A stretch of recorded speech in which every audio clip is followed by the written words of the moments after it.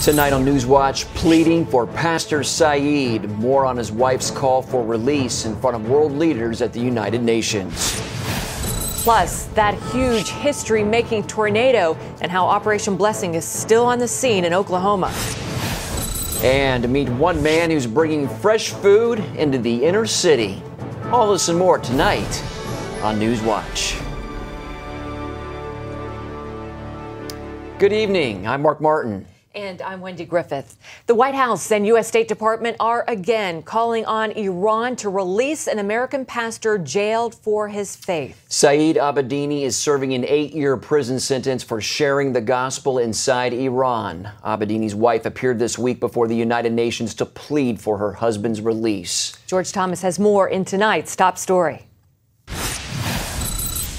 For 251 days, Saeed Abedini has languished inside one of the most brutal prisons in the world. Why is he being held? Because he exercised his rights of religious freedom, expression, and peaceful assembly. On Tuesday, his wife took her husband's case before the UN's Human Rights Council in Geneva. I hope that my presence here today will put a face to those who suffer when a government does not uphold its obligation to protect these freedoms. The 33-year-old Iranian-born U.S. citizen is sentenced to 8 years in prison for his Christian faith, and while in prison, has endured torture. On at least 2 known occasions, Iran's officials have physically tortured my husband. These instances of tortures have caused my husband to have symptoms of internal bleeding. The White House on Monday said it was deeply concerned about Pastor Abedini's plight and promised to press for his release until he was back home with his family.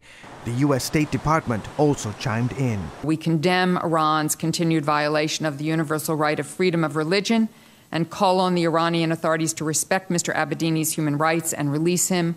We will continue to pursue this in every way that we possibly can, through every channel that we possibly can. But Abedini is not alone. Last month, Iranian authorities shut down the largest Persian-language church and arrested its pastor. With less than 2 weeks to go before Iranians pick their next president, authorities are reportedly targeting individuals and groups deemed dangerous, including growing Christian churches. Just before ending her UN speech, Naghmeh said on Facebook that she wanted to use her appearance to plant the seeds of the gospel message before a global audience. Iran has kept Saeed's imprisonment because Saeed believes in forgiveness of sin through Jesus Christ, and that whoever accepts this forgiveness of sin can be reconciled to the God of peace and love. This is the God of peace we're all searching for. George Thomas, CBN News. Jordan Sekulow with the American Center for Law and Justice joins us now with more. Jordan, do you think Naghmeh's appeal to the UN will have any effect on Pastor Saeed's situation? We were told by a number of top diplomats, ambassadors from various countries around the world who have been helpful already, that whatever we're doing to keep it up, because Saeed is specifically in the kind of top list of concerns. And of course, with the focus on Iran and their upcoming presidential elections next week, the timing, which is set long time in advance, but you have to think about the supernatural, if you will, because the fact is it came together at a time when there's a renewed focus on Iran. And to have Naghmeh there, how unprecedented is that? Well, most people who are facing this persecution, their family would be in that country, and they would face, this would be suicidal to give the remarks that she did at the United Nations and then return back to Iran.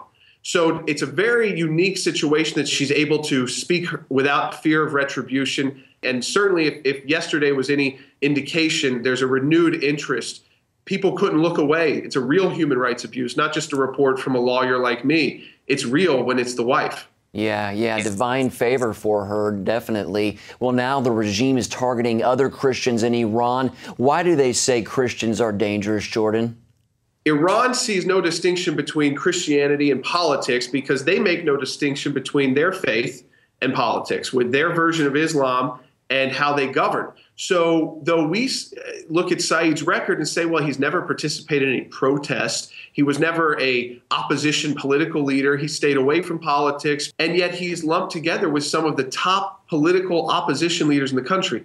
We're talking about a minority of the minority populations within Iran that are Christian. So to act as if it's some fundamental threat to national security, we kept pointing that out at the United Nations. You know, what kind of country would consider Saeed Abedini or a Christian pastor a national security threat? And what does that tell you about the stability of that country if they really do believe that?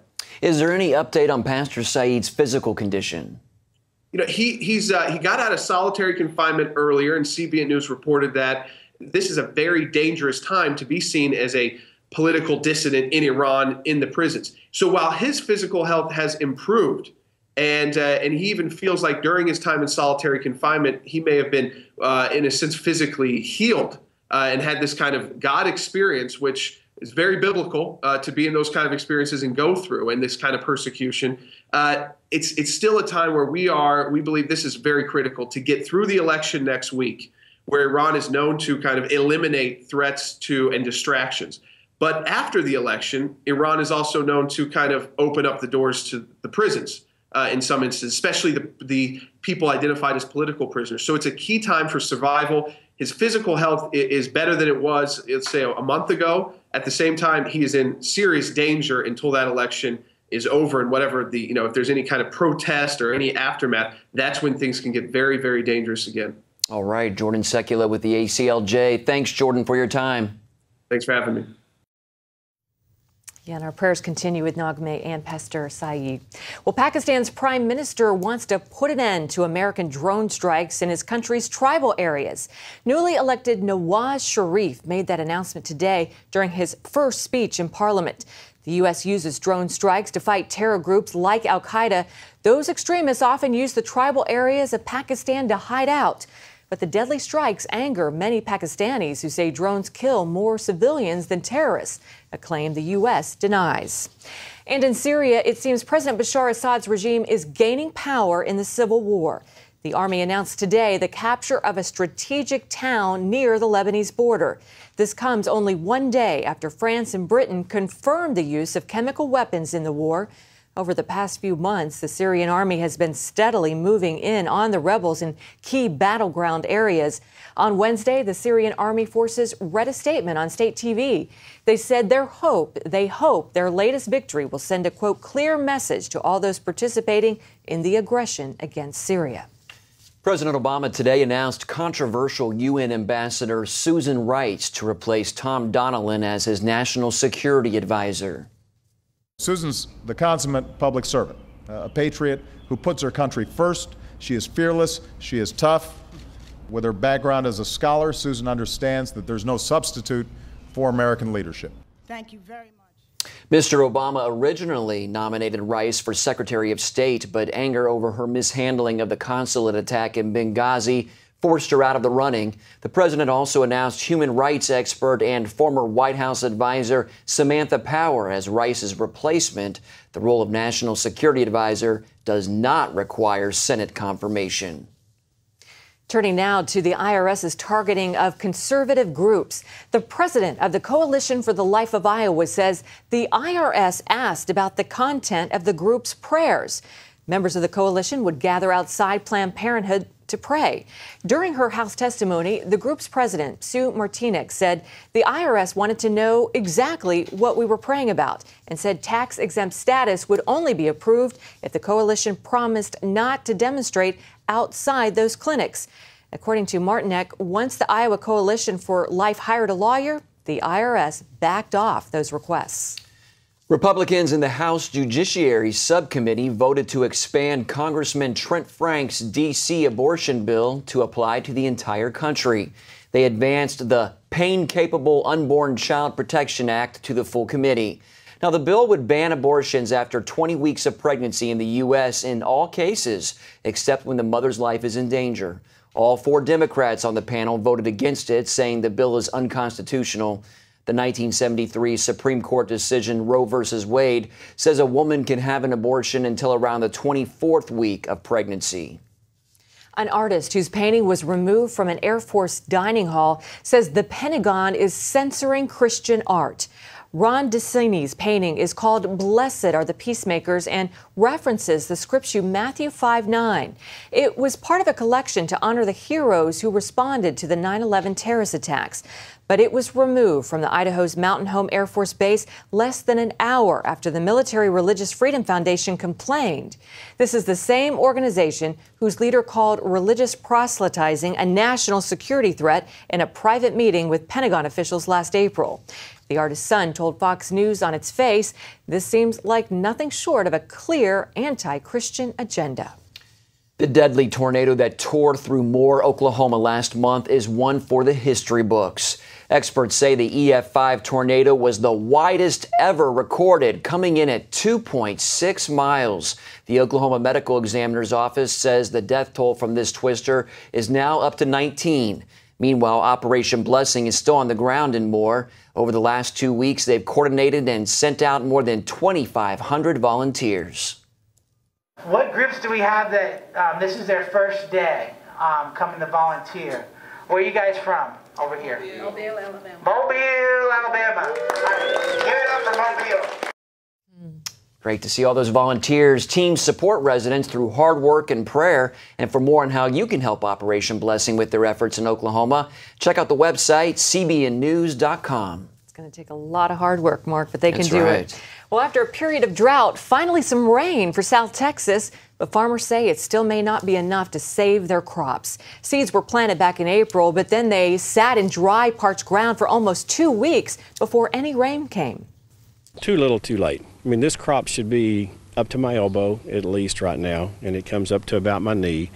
And we should already have grain heads on top of the stalk, and we don't. After recent heavy rains, fields look more like ponds than farmlands. But veteran farmers say come late June and July, intense heat might kill their crops. They say their only hope is that they get another 10 to 12 inches of rain by the end of September. Coming up, science versus faith. Why a Catholic university in Belgium fired that professor you just saw there.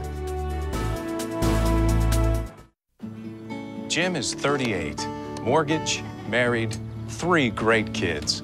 He wants to protect his family with a $500,000 term life insurance policy. What do you think it'll cost him? $100 a month? 60? 40? Actually, none of the above. Jim can get a $500,000 policy from a highly rated insurer for under $19 a month. His secret? SelectQuote. SelectQuote is impartial. They'll comparison shop the pick of insurance companies like these to give you a choice of your best prices. SelectQuote has great savings on term life for women, too. Jim's wife, Deidre, can get a $500,000 policy for under $16 a month. SelectQuote has helped make term life insurance affordable for hundreds of thousands of people since 1985. How about you? Just call this number or go to SelectQuote.com. SelectQuote. We shop, you save. In 2008, my husband Gary departed for heaven. I was still grieving. And then to find out I had cancer, I began praying, God, how do I do this?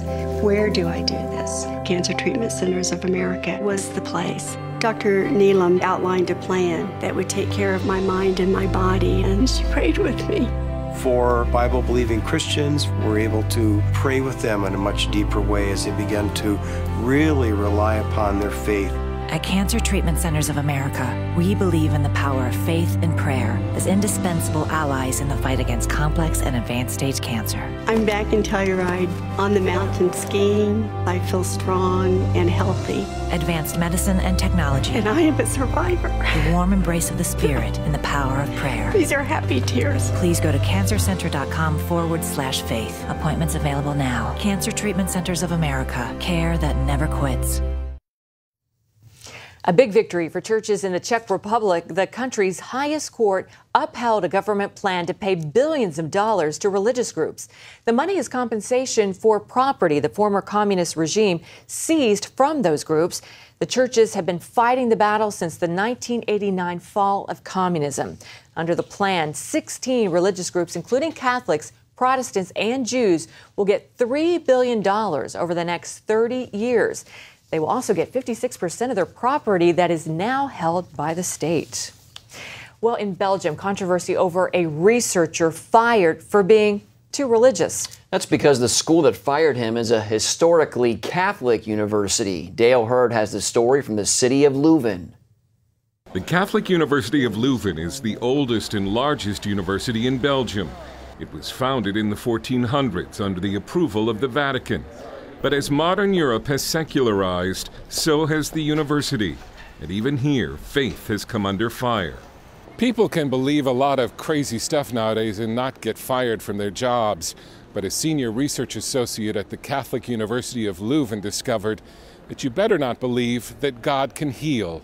Fernando Pauls worked at the university's Research Institute for Work and Society for 11 years without a negative review, when he was suddenly fired. If you'd have asked me, do you get a new contract? I would say yes, of course. Do you have problems with your colleagues? No, everything's fine, you know. So there was no issues there. A week later, I'm out, and I'm like, what happened?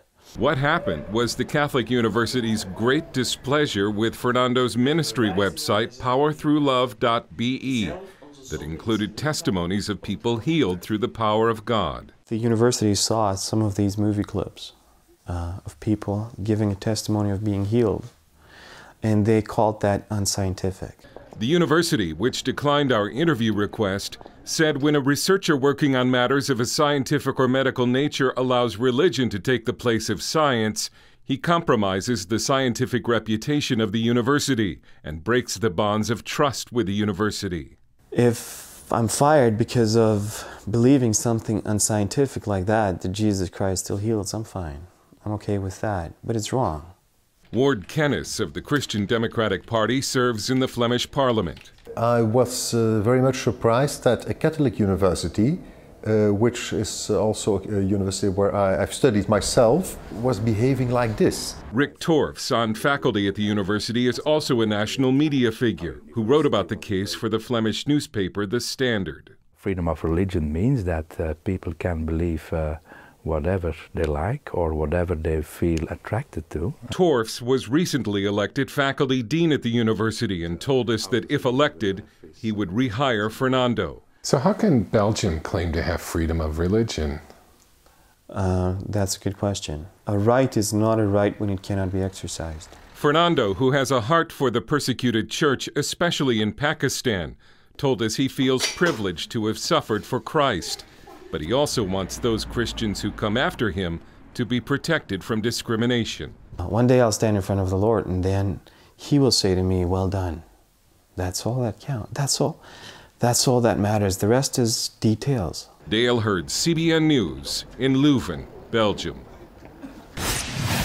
Up next, how one man is working to bring the fresh food to families in the inner city. Attention sleep apnea patients. Are you tired of the expense and hassle of getting your CPAP and BiPAP supplies? Are you fed up with dealing with ill-fitting, leaking, or worn-out masks and straps? Are you worried about the effects that unsanitary tubes, cushions, and filters have on your health? If you said yes to any of these questions, Allied Medical Supply Network has the solution to your problems. You could qualify to have your supplies regularly delivered right to your door at little or no cost to you. That's right, no more inconvenience, no worn-out masks and straps, no more unsanitary equipment, just restful sleep. Call Allied Medical Supply Network today to determine if you may qualify to receive your fresh, brand-name supplies at little or no cost. Don't delay. Call us now to see if you are eligible to save money on regular delivery of your CPAP and BiPAP supplies. Call 1-800-815-9947. That's 1-800-815-9947. Or go to cpapsupplyhelpline.com. Jim is 38, mortgage, married, 3 great kids. He wants to protect his family with a $500,000 term life insurance policy. What do you think it'll cost him? $100 a month? 60? 40? Actually, none of the above. Jim can get a $500,000 policy from a highly rated insurer for under $19 a month. His secret? SelectQuote. SelectQuote is impartial. They'll comparison shop the pick of insurance companies like these to give you a choice of your best prices. SelectQuote has great savings on term life for women, too. Jim's wife, Deidre, can get a $500,000 policy for under $16 a month. SelectQuote has helped make term life insurance affordable for hundreds of thousands of people since 1985. How about you? Just call this number, or go to SelectQuote.com. SelectQuote. We shop, you save. Welcome back. Have you ever wondered where your food comes from and what's been done to it? I know I have. I sure do. Well, you might not want to know. That's why so many people have gone back to buying food the old-fashioned way from local folks that they can trust. In tonight's Focus Report, Lori Johnson tells us the unique story of one man who's taking local food to the people who need it the most.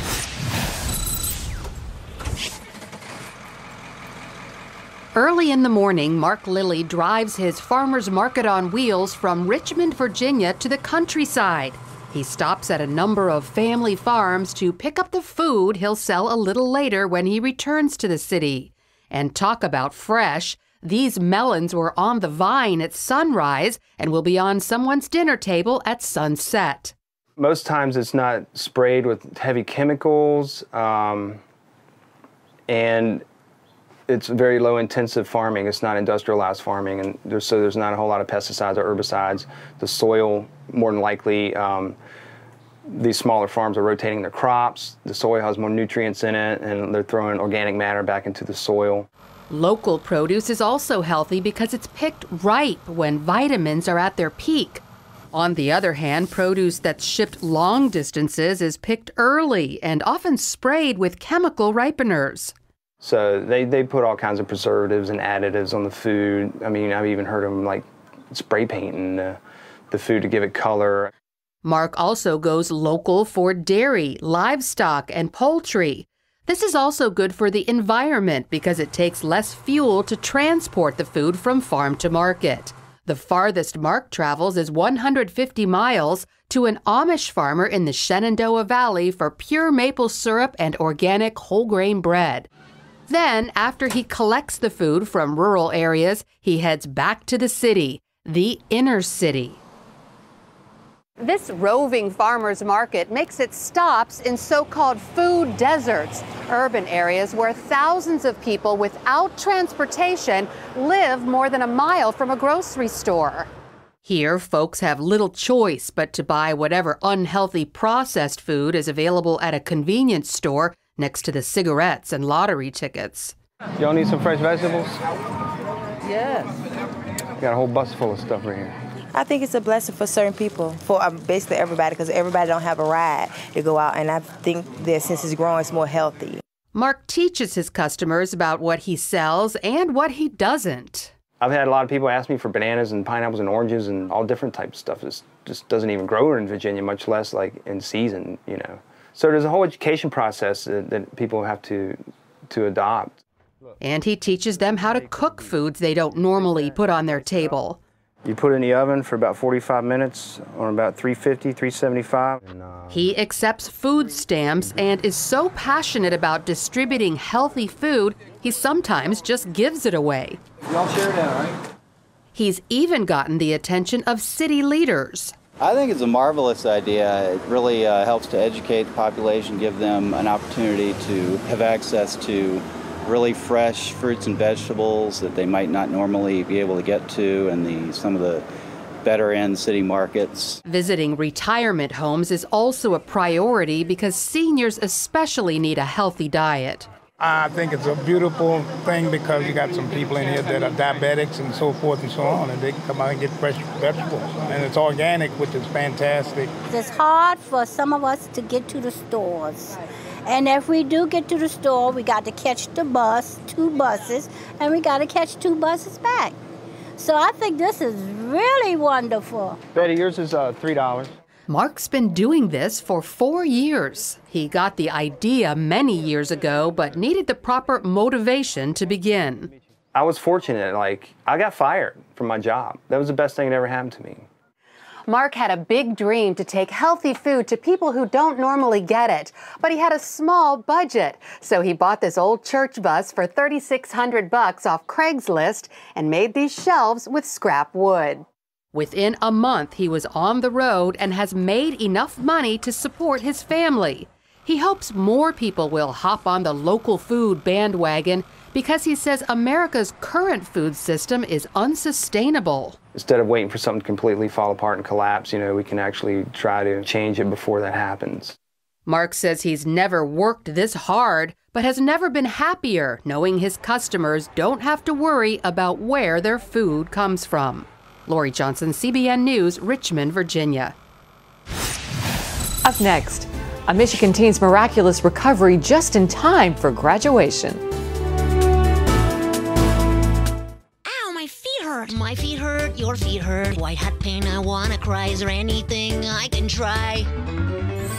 Why, yes! Introducing Strut Soul Angels, the human shock absorber that helps alleviate foot pain. The first 10 steps in the morning to the bathroom were excruciating. Within 3 days after I put Struts on, it's been such a relief. Slipped it on and almost immediately I felt a support, kind of like a pillow underneath my arches. The Struts Soul Angel provides a great amount of relief and support throughout the course of the day, providing shock absorption and relief of pain. On your feet without proper support can be painful. Strut Soul Angels promotes better balance, control, and body alignment. Standing in your heels all day is painful, but slip on Struts and you'll enjoy comfort and support 24/7. Struts is so versatile, you'll wear them in every shoe you own, even barefoot. I'm on my feet all the time. I teach 11 and 12-year-olds. The pain was so much that I knew I had to do something. And with the Struts, I can do my job and enjoy my job. I usually am on my feet from 8 to 12 hours a day. When I wear my Struts, it's like giving my feet a hug all day. It's life-changing. I wear them from the minute I get up to the minute I go to bed. Why pay $400 for custom orthotics? Now get Strut Soul Angels for just $10.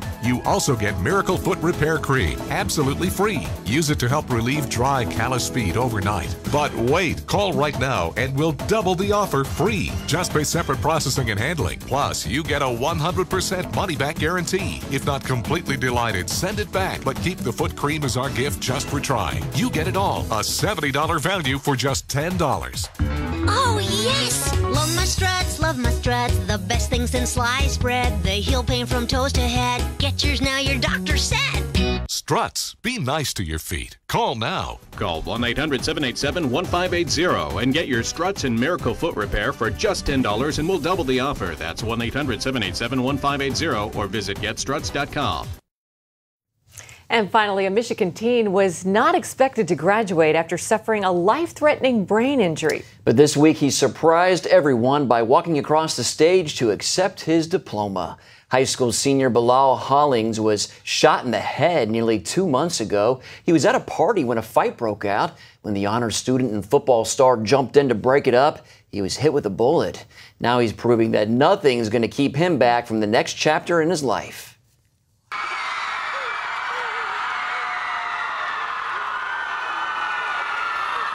First off, I want to thank God. It is so good to be alive. I got shot in the head and I am fully rehabilitated. I forgot a lot of stuff. I forgot how to walk. I forgot how to talk. I didn't forget how to eat. Praise God. Wow. Well, at the end of the ceremony, instead of throwing his graduation cap, Hollings threw his helmet. There it is, his own version of a victory lap. Good for him. What a miracle. Ooh, I got chills. He was a popular guy, you know? Yeah, he was. You could tell everybody was crying and so happy to see him. Clapping and cheering, all that. He didn't forget how to eat, though. That was funny. That's right. We'll see you next time. Yeah, it's all for this edition of Newswatch. Good night. Good night.